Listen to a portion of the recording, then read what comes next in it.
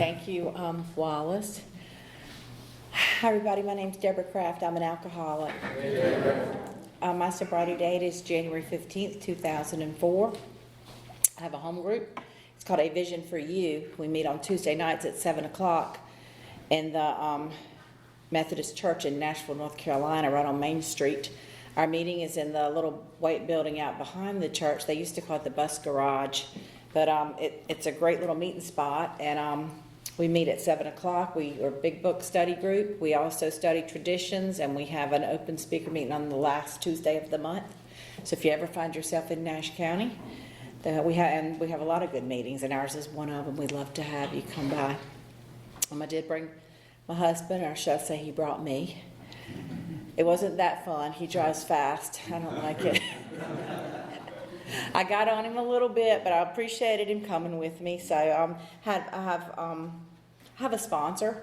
I sponsor women, and I usually bring women I sponsor, but most of my women have children and things going on, and they couldn't come. And usually I can bring some women with me, and I hate that I couldn't, but I understand they're sober now. They're back in the home, and they're doing what they're supposed to do. And one of them's mom had knee replacement surgery, and she's been caring for her. And the other one has 3 little children that are, 2 of them actually are toddlers. And her husband wasn't going to be home from work in time for her to come. And so, I mean, even though I wanted them to come, I'm so happy that they have these lives today. They're back in their family, and they're responsible enough to know what they need to do. The other one's a school teacher, and she has her own sponsee, and she was supposed to meet with her. She meets with her every Thursday afternoon, so she wasn't able to come. So it's like they're all doing really great stuff, and that makes me real happy. It makes me real glad to see other people living through things that I've gotten to live through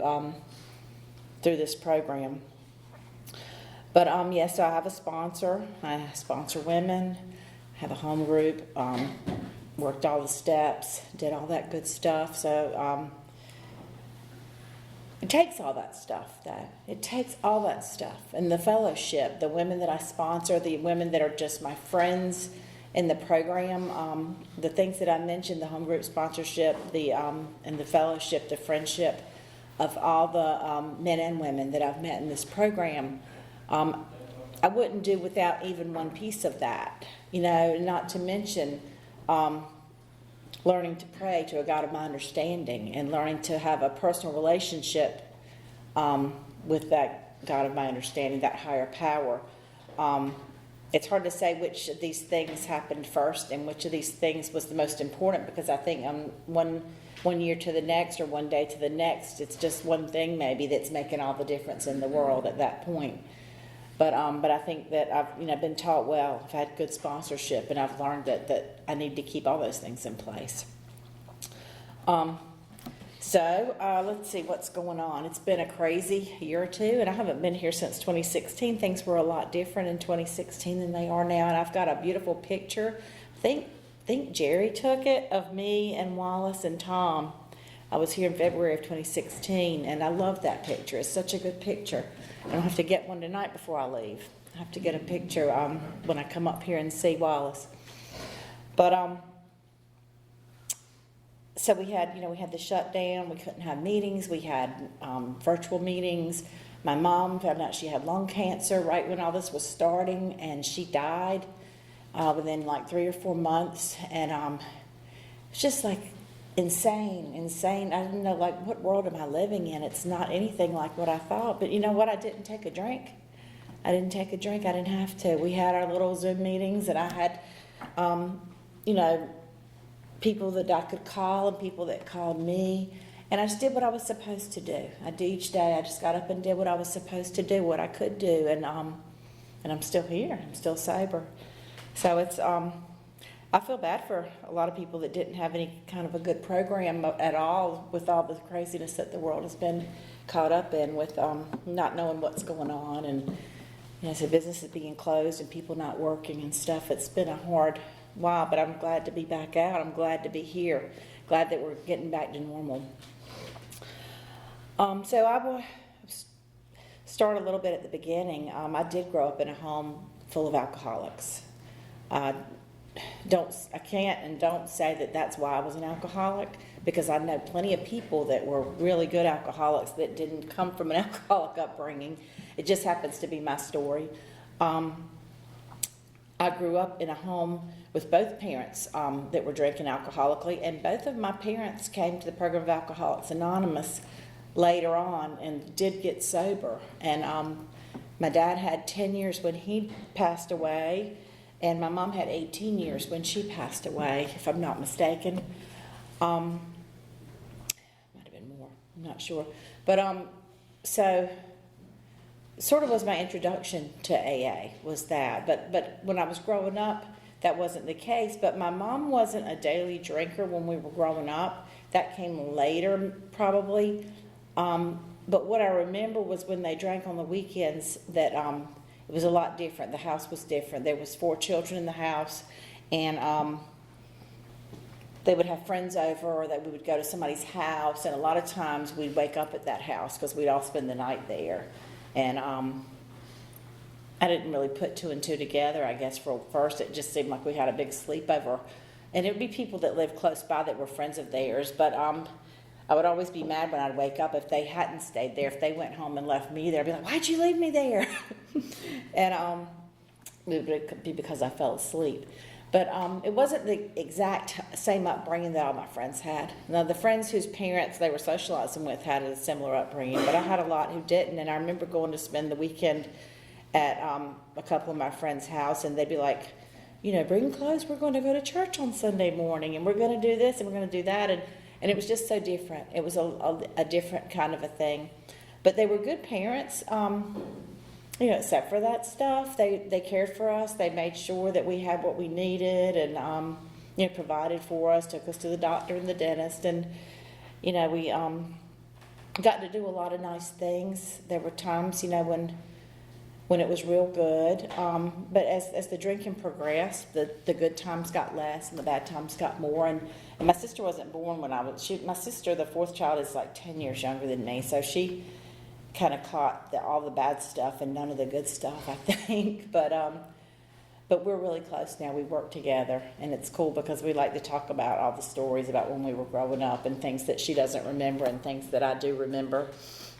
But the dad that she had and the dad that raised me was not actually my dad. My mom had been married and had 2 children to a man that I've never in my memory met, and I was one of those children.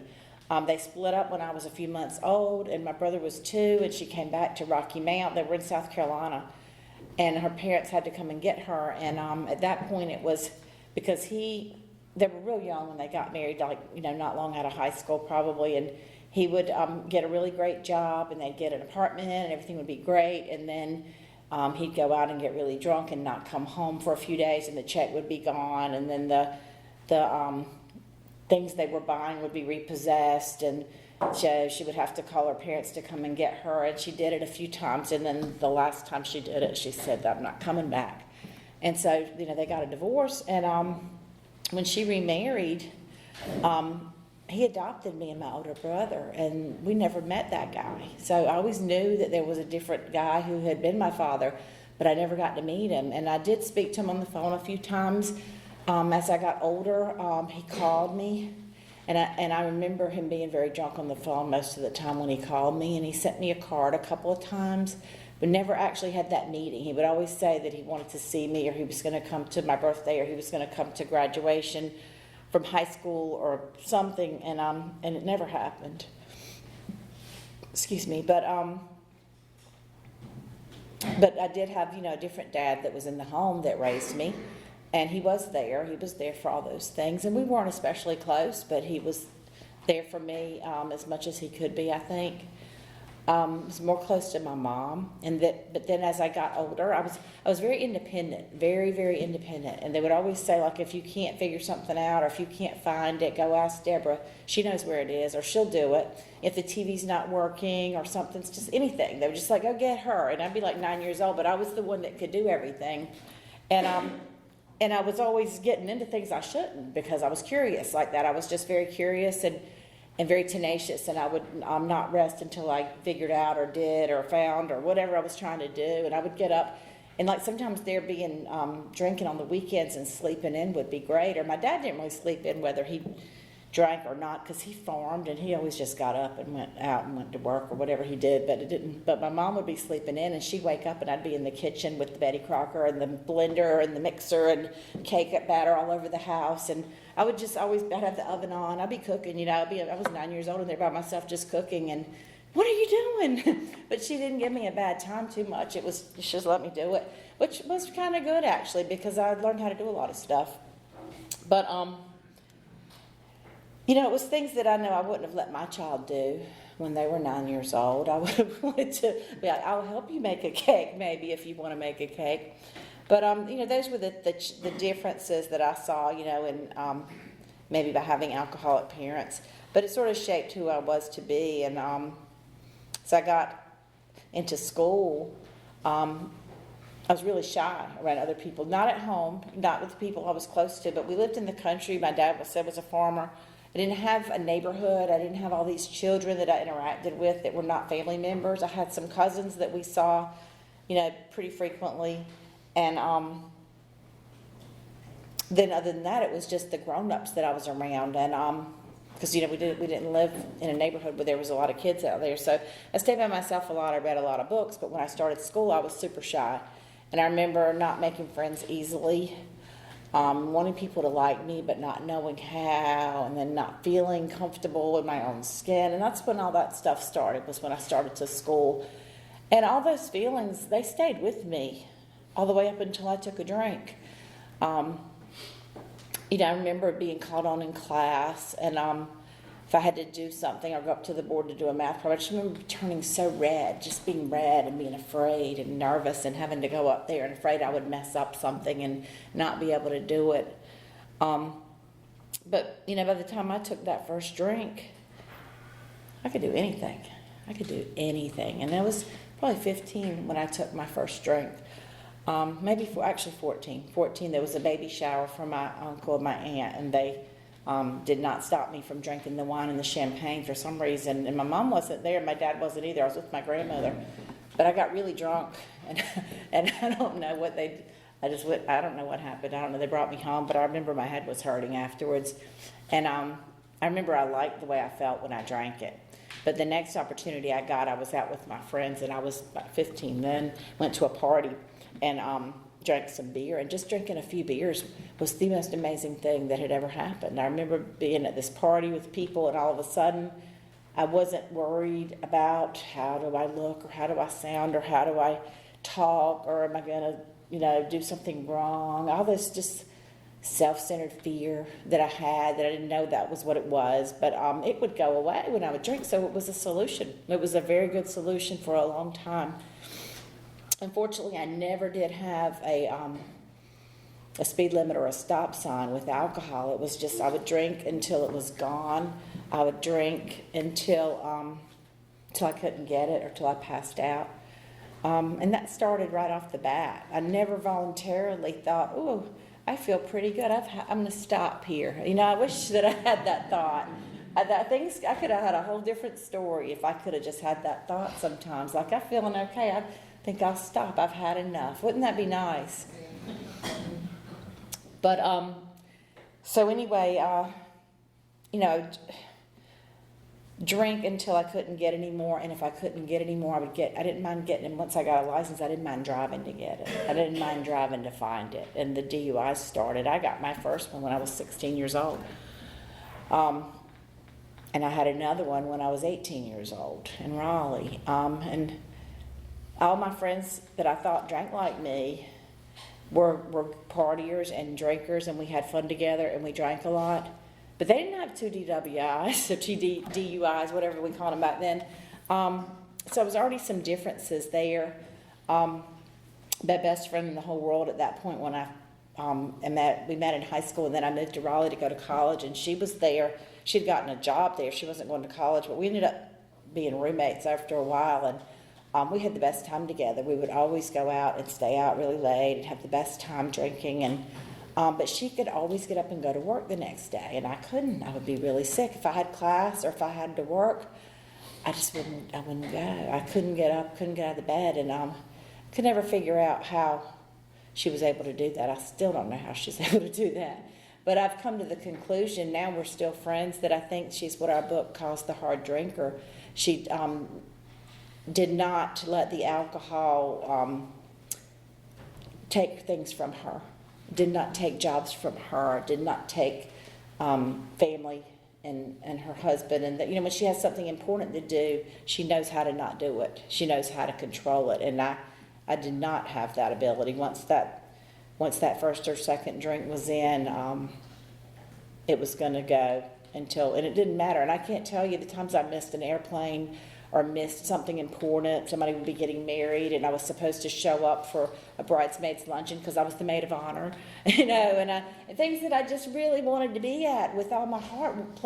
Flew into town to go to and couldn't get to, you know, flew in from, because I was living in New York. I flew into town to go to be in somebody's wedding and missed everything. You know, it's just terrible. And a lot of that, you know, I could laugh about funny stories, and we laugh in our home group. We talk about it, and you know, if I was to talk one-on-one with some of you, we would laugh about it because it's what we do. But at the time, it used to be pretty painful, and I would always be blaming somebody. Somebody let me down. Somebody took their car to get the oil changed with all my luggage in the trunk of it and didn't tell me. But I was passed out. They couldn't wake me up, and they didn't know that, you know, it's like things, but it was all their fault. It was all their fault. I never said it's the alcohol's fault. Had I been sober, I would have made sure I got my stuff out of that car. And had I been sober, this wouldn't have happened, that wouldn't have happened. I never thought of that. My older brother also got some DUIs and got in some fights. He doesn't drink today much. He drinks occasionally. I think that his consequences were so bad because he had gotten in enough trouble with it that he pulled a little bit of time in jail and lost his license for a really long time. And he was severely beaten by some state troopers during one of those instances when he resisted arrest. And I'm not so sure that his brain has even recovered from that. But he drinks occasionally, but it's like he's learned his lesson. He learned his lesson, but he doesn't, I don't know how that, I can't make sense of it because I never learned that lesson. I had lots of bad things happen, and I would still be doing it, or I'd be dead, I think. My younger sister was drinking a whole lot like me, and she got 2 DUIs in the same month, and she quit drinking. And she doesn't drink anymore. And she wouldn't go to AA because she's very shy, and she was afraid they'd make her talk, and she said, I'm not going.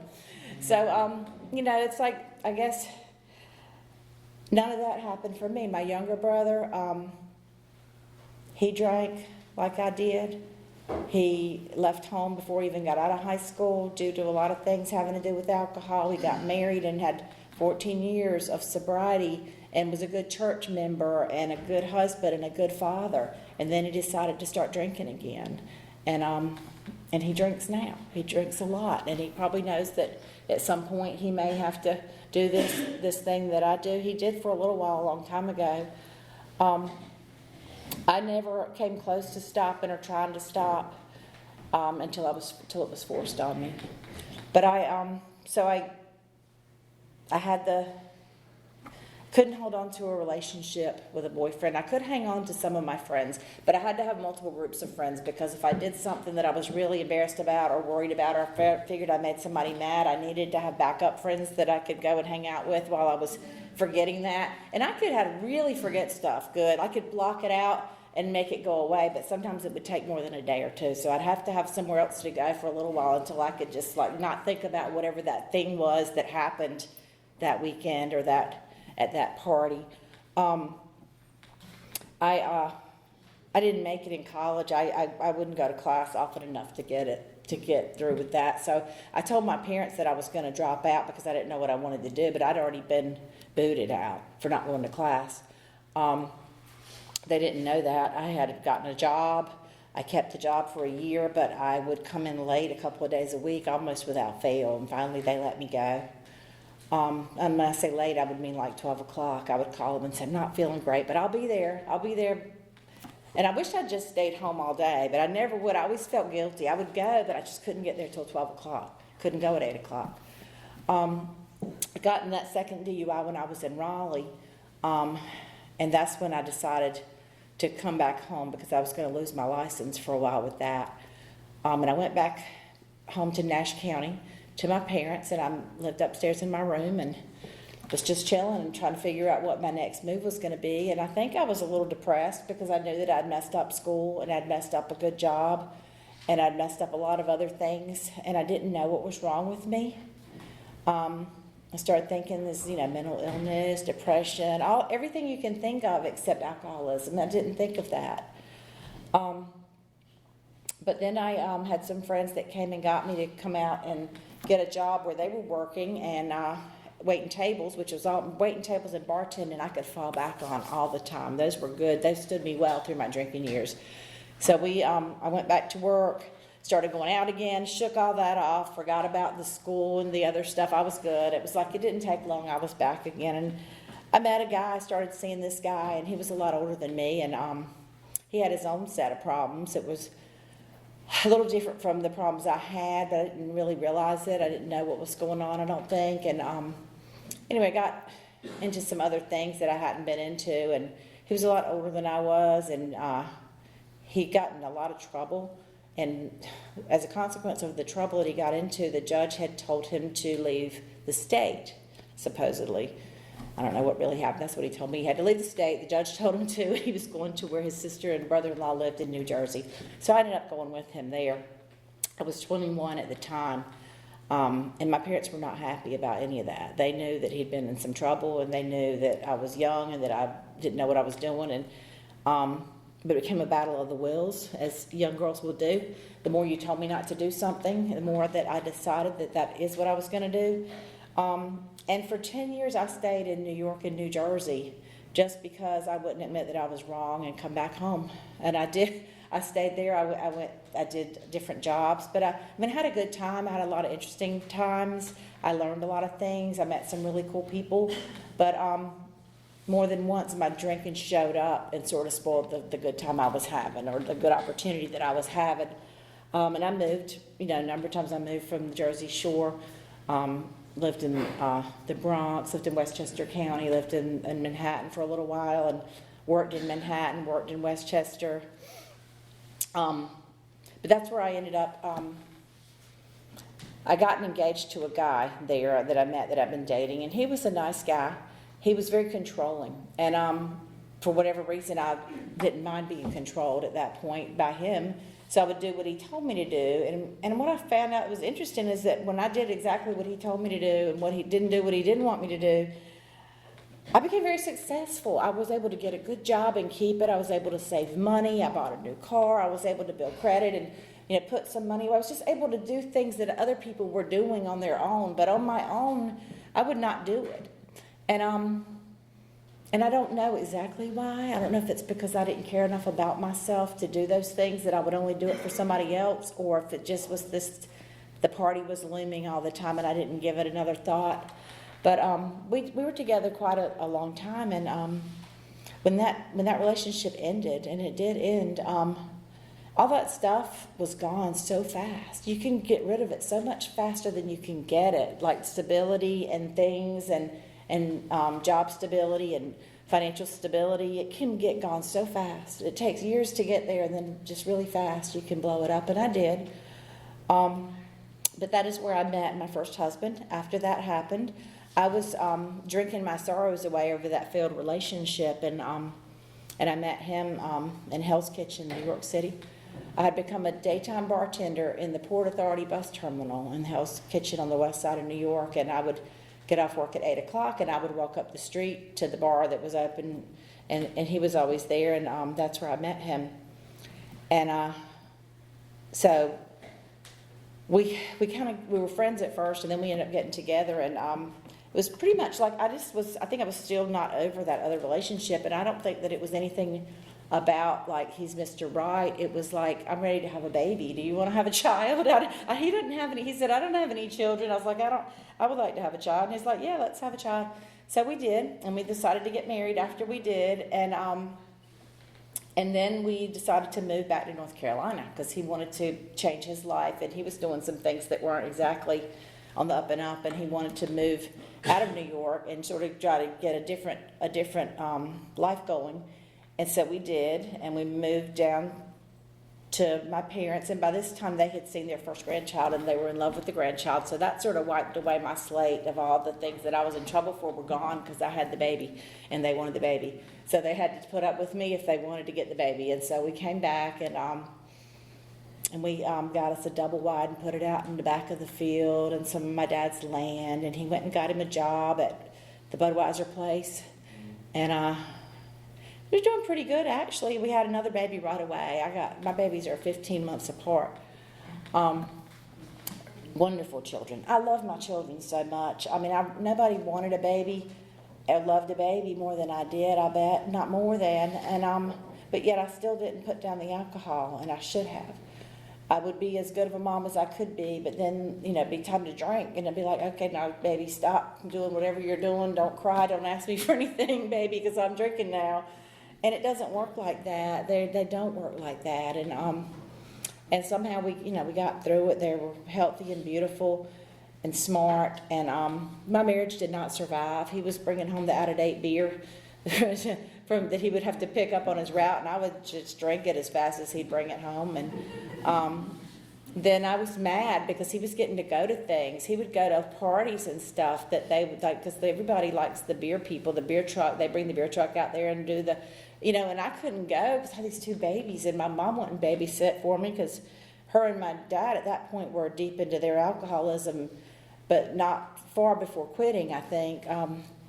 And I used to get frustrated because she would want to drink at night, so she didn't want the children there. And then she decided to stop drinking. She went to AA, and I was like, oh, great, she's not going to drink anymore. Now she can take my children all the time from me. But she wouldn't because she had to go to meetings all the time. And I was so mad when I found out that part. I was like, what do you mean you're going to meetings all the time? What about my kids?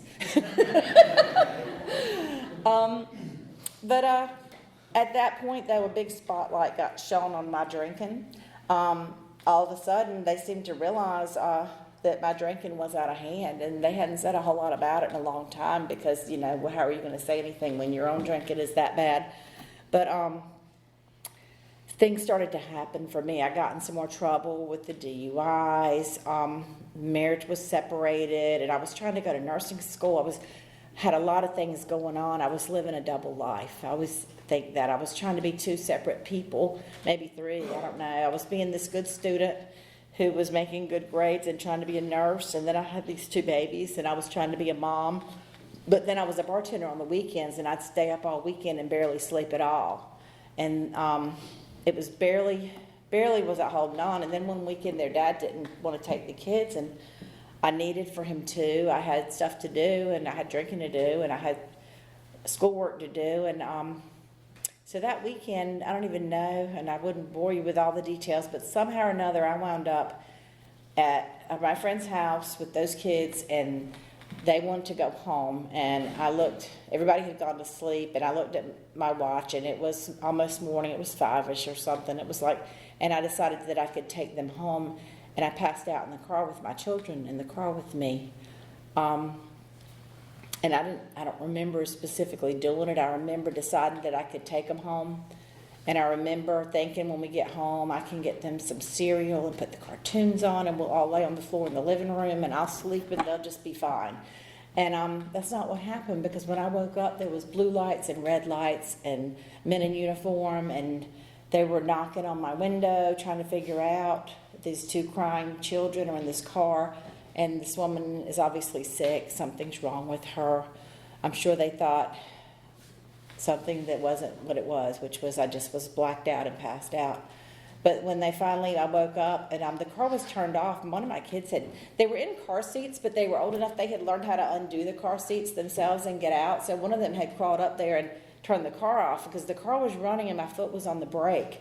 But I didn't have a wreck. I was just off the side of the road, not in the ditch, but between the road and the ditch. But I don't remember doing it. I don't think I did it on purpose. Maybe I did, but it was in a blackout if I did. But I think that my higher power had his hand on the wheel and just parked us because nobody was hurt, not physically. I was very hurt in many other ways. So that particular time, I didn't want to give a breathalyzer. And I resisted the arrest. I told them to call my parents to come and get the kids. And then they took me to the hospital because they said that if I didn't do the breathalyzer, they were going to draw my blood. And that was the hospital where I was doing clinicals for nursing school, and I didn't want to go there. So that's why I was resisting and fighting so much. I was trying to not let my worlds all collide into each other and blow up.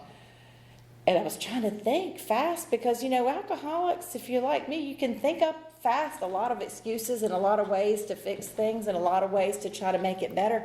And I was out of answers and out of it. I couldn't think of anything to justify what had happened and what I knew must have happened. There was no way to make it look better than what it was. It was awful. Anyway, so I'm in that emergency department trying to shut the door, and they won't let me, and so we have a big fight. And anyway, ended up in the psych place, the Coastal Plain, which is a drug and alcohol treatment center. We actually carry an AA meeting in there. Our home group does now on a regular basis. And I stayed in there as many days as I could, trying to figure out what was going to happen. And finally got out, and I got put on intensive probation, which is, it was either that or get some time. And I didn't think that, I was like, my kids, I have to take care of my kids. I can't be in prison or in jail. I have to do this. But it meant that I wasn't supposed to drink at all, and I was supposed to be in the house by 7 p.m. all the time, and I was supposed to do a lot of things that were nothing like the lifestyle that I'd been living. I wasn't able to do any of that. And I ended up getting another DUI while I was on intensive probation. And I always say this was the first DUI I got where I wasn't actually drunk by my comparison. I remember every bit of it. I didn't have enough to drink to black out or even drive poorly. There was a little light out on the back of the vehicle. It wasn't even my vehicle. I was driving somebody else home. And it was late at night, which, in some towns, like in the town I come from, if you're driving around late at night, you're probably going to get stopped to see if you're drinking.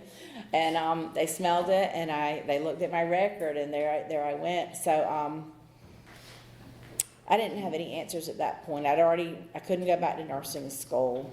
The day that happened, I didn't tell you this, the day that happened was the day that their dad went into court and took full custody of the children.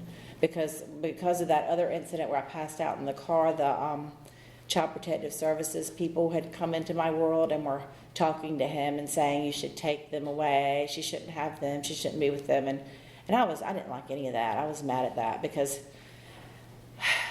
I thought I was the best one for them. And had I been sober, that would have been true, but I had endangered my children. I opened the door for all that stuff to happen. And it was all part of a bigger plan to get me here today, I guess, because I don't know what else would have.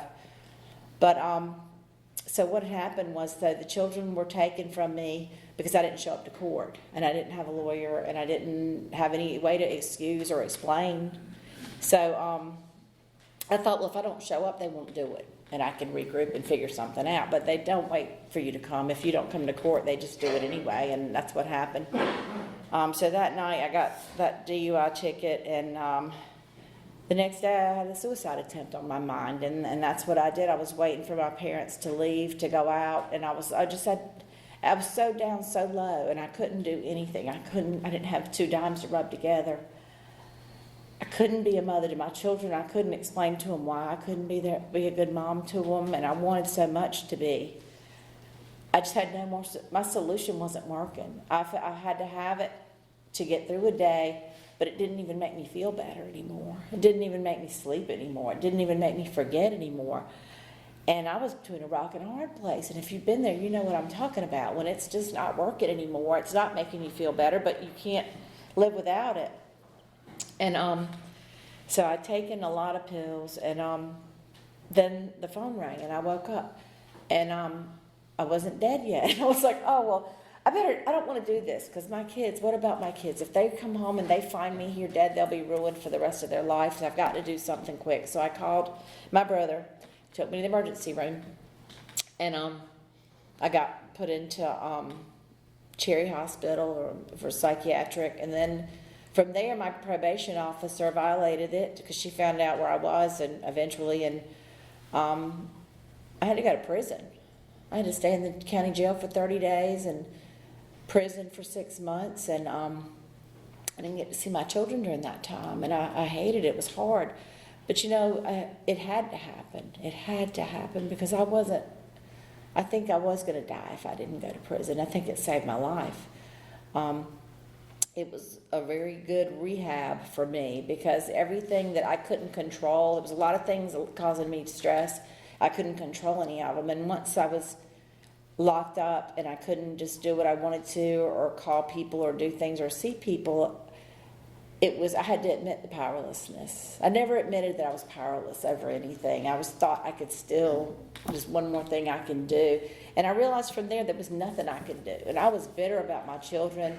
By then, their dad had a new girlfriend. They were living in my house on my dad's farm where I was supposed to be with my kids and his kids and her kids. And I was mad and I was angry. And I prayed, started praying really hard and I was like mad. And I started going to the AA meetings inside.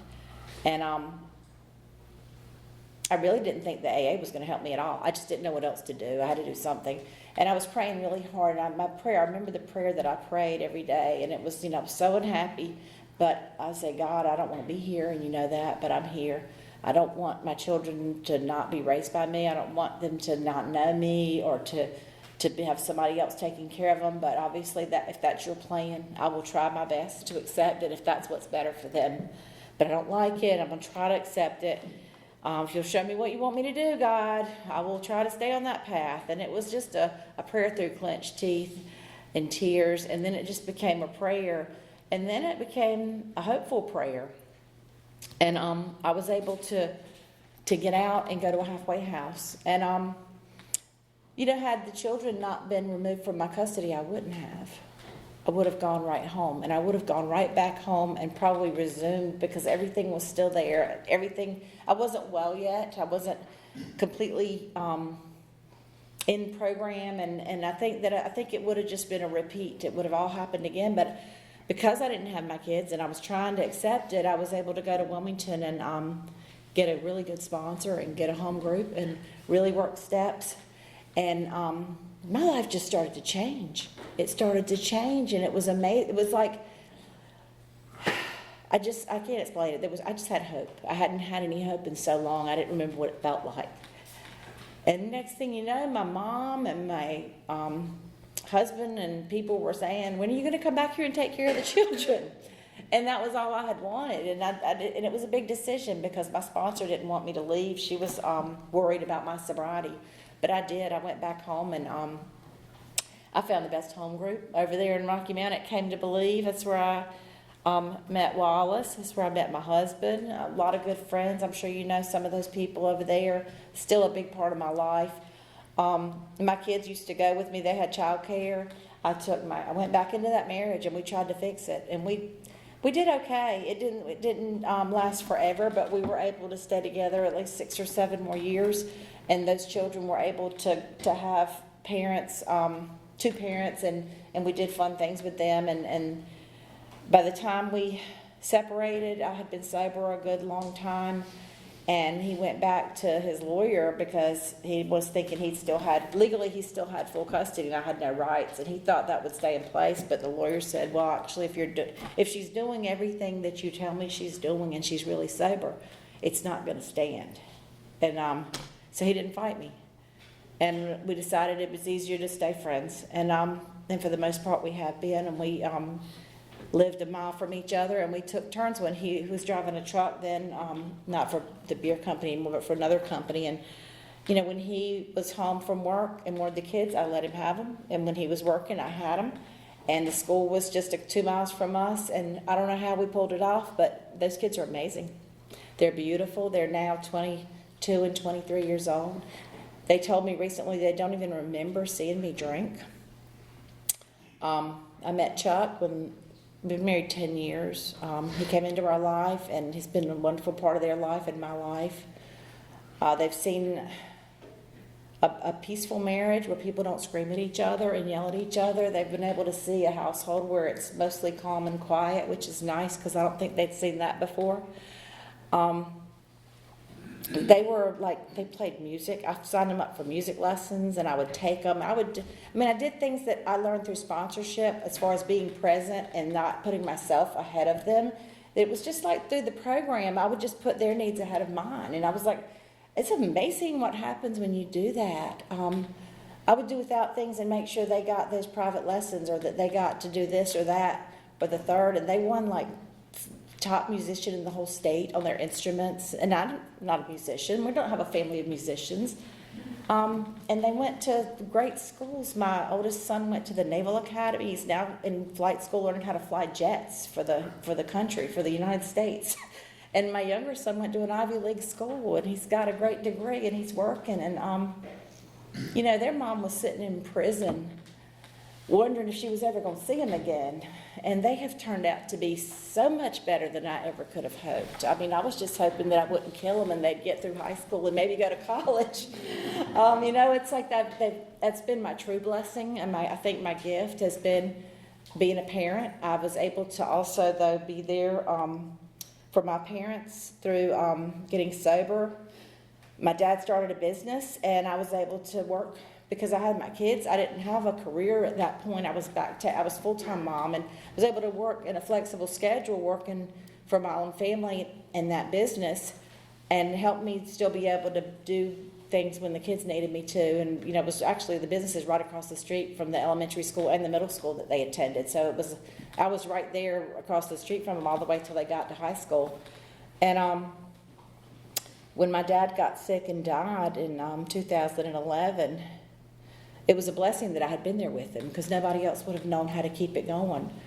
And I was able to do that, and I was able to hold his hand and promise that I would try real hard to take care of everything that he left behind for us and the family. And I couldn't have done any of that. Good Lord, I wouldn't have even been welcome in their business. And I wasn't actually part of it when they planned it, when I was still out there. My brother and his wife were actually going to be their partners, and then the tables flipped over, and they started drinking and got a divorce, and I changed into this trustworthy person that they could have in their business. And I was able to be there last year when my mom got sick, and me and my sister took turns staying with her 24-hour shifts. We'd get up in the bed and help her if she had to go to the bathroom, and help bring her food. And I'm so grateful that I did that. It was so hard, to let her go, but how about if I hadn't have even been around and been there? She was able to be peaceful about the situation that her daughter's life was in, and her grandchildren that she loved so much and was so proud of. She was able to feel okay to go on to meet her maker, and that's a gift. That's a real gift, I think. I started sponsoring women. I've changed sponsors a few times. I was going to say about that, and it's not ideal, because I would love to stay with the same sponsor forever, I guess, like everybody would love for their first marriage to last forever. But sometimes it doesn't. Sometimes it does. I don't think that you need to switch, but I don't think there's anything wrong with it if it's not working. I've seen people leave the program because they couldn't work things out with a sponsor, and they would just have a resentment, and it's not worth that. It is not. If you need your program, I need my program, and if things reach that point, sometimes it's just that person was there to get you through that patch of life, and maybe there's another person that can guide you through the next patch of life if that needs to happen. It's served me well, and I'm very happy with the one that I've got now. It's actually one I had before and went back to. Really proud of the women that I sponsor, and the home group. The home group that Chuck and I are in, he started it pretty much, and I just came along for the ride. But it's taken root. There was no meeting in Nashville anymore. There used to be one there, and the woman, Miss Shorty, I don't know if any of you knew her, she had 56 years. She had ran a speaker meeting in Nashville for years until she wasn't able to do it anymore.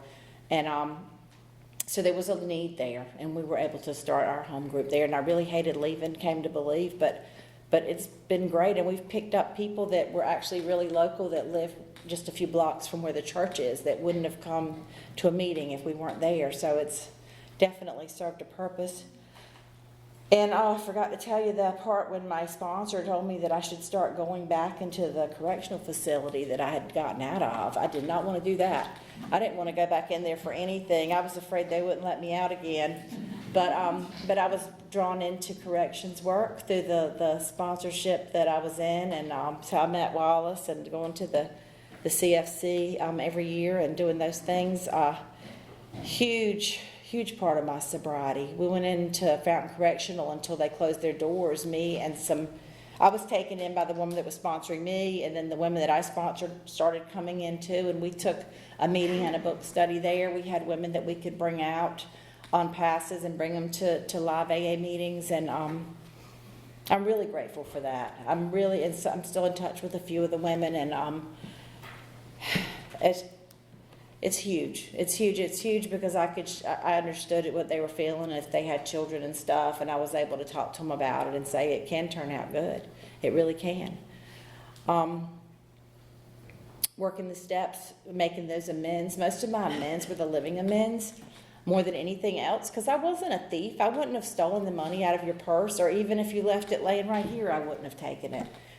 But I wouldn't show up for you if you were counting on me, if I got a drink in me. You know, it was more just changing my life. And I didn't intentionally hurt people, but I unintentionally hurt a lot of people. I was able to do it though, and like I said, I was able just by showing up and being there. It's a great sense of relief to me. And now just moving forward, trying to do this thing and get through these times that we're in now with my, since it's been really hard since I lost my mom last year. We had a really a tough relationship. It was a love-hate type relationship, and it's been hard not having her. As much as we fought all the time, but I wanted to talk to her every day. It was a strange relationship, but that's how we both were with each other. But as I said, everything's going good today, and I want to thank you for having me out to talk. That's all I got.